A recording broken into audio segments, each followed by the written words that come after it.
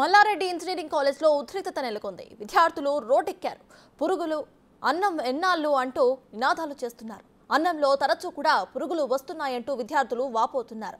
గతంలోనూ రోడ్డెక్కి ఆందోళన చేశారు విద్యార్థులు. వారికి విద్యార్థి సంఘాలు కూడా మద్దతుగా నిలిచాయి.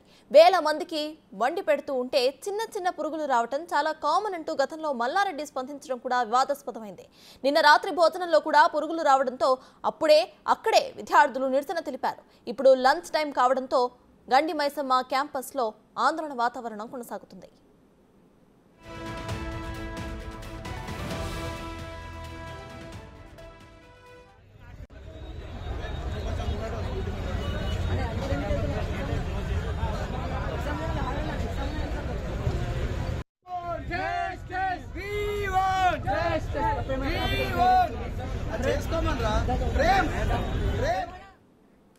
ఇదే విషయంపై పూర్తి డీటెయిల్స్ అందించడానికి మా ప్రతినిధి సుజాత సిద్ధంగా ఉన్నారు. సుజాత, చెప్పండి, ప్రెసెంట్ అక్కడ అప్డేట్స్ ఏంటి? మనం చూస్తే ఆల్రెడీ గతంలో కూడా ఒకసారి విద్యార్థులు ఇట్లానే ఆందోళన చేపట్టారు, కానీ అప్పుడు కూడా మేనేజ్మెంట్ ఏం స్పందించలేదు. మల్లారెడ్డి కూడా చిన్న కామెంట్స్ చేసి వదిలేశారు. మరి ప్రెసెంట్ మేనేజ్మెంట్ ఎట్లా స్పందిస్తుంది?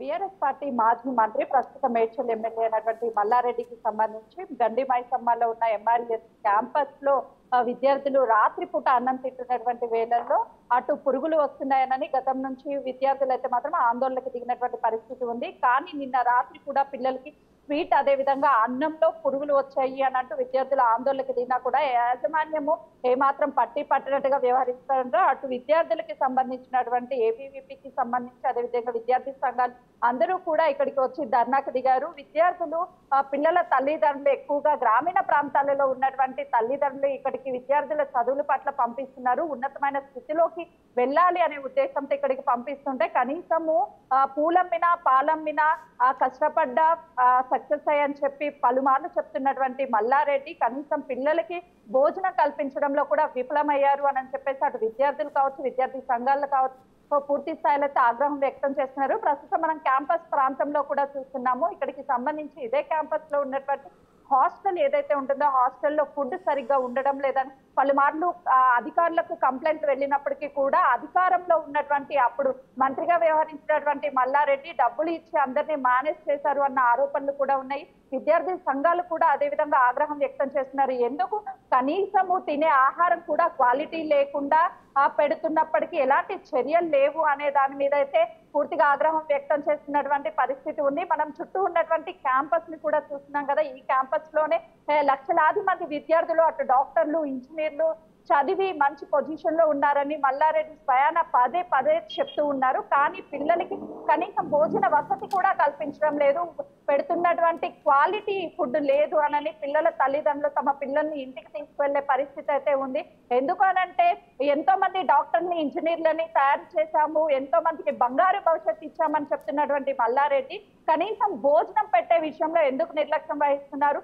అన్నంలో పురుగులు, స్వీట్ లో పురుగులు వస్తూనే ఉన్నాయి. పలుమార్లు ఒకసారి జరిగిన తప్పిదం అనుకోవడానికి లేదు, పదే ఇదే రిపీటెడ్ అవుతున్నప్పటికీ అటు అధికారులు కూడా ఎలాంటి చర్యలు తీసుకోవడం లేదు. అధికారులు ఎందుకు నిర్లక్ష్యం వహిస్తున్నారు? ఇలాంటి కాలేజెస్ ని వెంటనే సీజ్ చేయాలి. ఈ కాలేజ్ కి సంబంధించి గతం కూడా చాలా ఆరోపణలు ఉన్నాయి. ఈ మల్లారెడ్డి యూనివర్సిటీలు ఎక్కడెక్కడైతే నిర్వహిస్తున్నారో దానికి సంబంధించినటువంటి కాలేజీలు అన్నింటిలోనే అటు భూ కబ్జాల ఆరోపణలు, మరోవైపు ఇటు విద్యార్థుల ఫీజులు ఎక్కువ వసూలు చేస్తున్నారు. అదేవిధంగా విద్యార్థుల పట్ల ఎలాంటి జాగ్రత్త చర్యలు తీసుకోవడం లేదు. ఫుడ్ విషయంలో కూడా పదే ఈ పొరపాట్లు జరుగుతూనే ఉన్నాయని చెప్పేసి ఆగ్రహం వ్యక్తం చేస్తున్నప్పటికీ చర్యలు ఎందుకు తీసుకోవడం లేదు అనేది మాత్రం పెద్ద ప్రశ్నగానే మారింది. ఎందుకంటే చూసాము రీసెంట్ గానే గతంలో ఉన్నటువంటి ప్రతిపక్షంలో ఉన్నటువంటి స్వయాన రేవంత్ రెడ్డి అటు మల్లారెడ్డి కాలేజ్ కి సంబంధించినటువంటి రోడ్ ని దాదాపు 2000 గజాలకు పైగానే ప్రభుత్వ భూమిని కలుపుకుంటూ రోడ్డు వేశారు, కాలేజ్ మార్గాన్ని ఏర్పాటు చేసుకున్నారని ఆరోపణలు చేసినప్పటికీ అప్పుడు బీఆర్ఎస్ ప్రభుత్వం ఉండడం, అటు మల్లారెడ్డి మంత్రిగా వ్యవహరించడంతో అతన్ని ఎక్కడికక్కడ కాపాడుకుంటూ ప్రభుత్వం అయితే వచ్చింది. ఇప్పుడు ఏదైతే కాంగ్రెస్ ప్రభుత్వం ఏర్పడ్డదో, కాంగ్రెస్ ప్రభుత్వం ఏర్పడ్డాక అటు ప్రజల సొమ్ముకు సంబంధించి ఎక్కడ ఒక్క రూపాయి కూడా వృధా అవ్వద్దు, ఎవరికి అన్యాయం జరగవద్దు, ప్రభుత్వానికి సంబంధించినటువంటి ఏ భూమినైనా సరే ఎవరైనా సరే కబ్జా చేస్తే ఖచ్చితంగా వాళ్ళ మీద కఠిన చర్యలు ఉంటాయని చెప్పడంతో అటు మల్లారెడ్డి కాలేజ్ కి సంబంధించినటువంటి ఏదైతే భూమి ఉందో ఆ భూమికి సంబంధించినటువంటి రోడ్డుని కూడా ప్రభుత్వం హెచ్ఎండి ఆధ్వర్యంలో హెచ్ఎండి ఆధ్వర్యంలోకి తీసుకోవడం జరిగింది. దాంతో పాటు ఈ కాలేజీకి సంబంధించి కూడా ఎక్కడైతే విద్యార్థులకి ఆటంకాలు కలిగిస్తూ అటు ఫుడ్ కి సంబంధించి కావచ్చు, ఫీజుల విషయం కావచ్చు, ప్రతి విషయంలోనూ మల్లారెడ్డి కాలేజెస్ మీద మొదటి నుంచి అనేక విమర్శలు వస్తున్నప్పటికీ విమర్శలకి సంబంధించినటువంటి చర్యలు ఎక్కడా లేవు, ఎందుకు చర్యలు తీసుకోవడం లేదు అని విద్యార్థి సంఘాలు అయితే మాత్రం తీవ్ర స్థాయిలో ఆగ్రహం వ్యక్తం చేస్తున్నారు.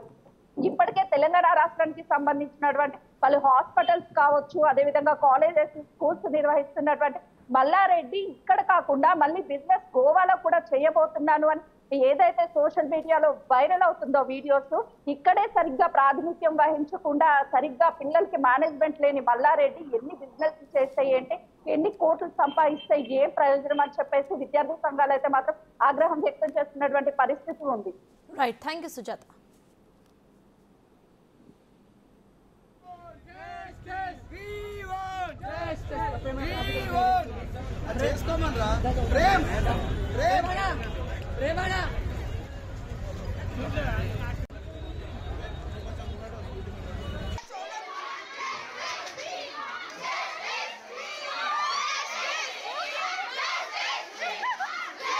వీడియో పంపే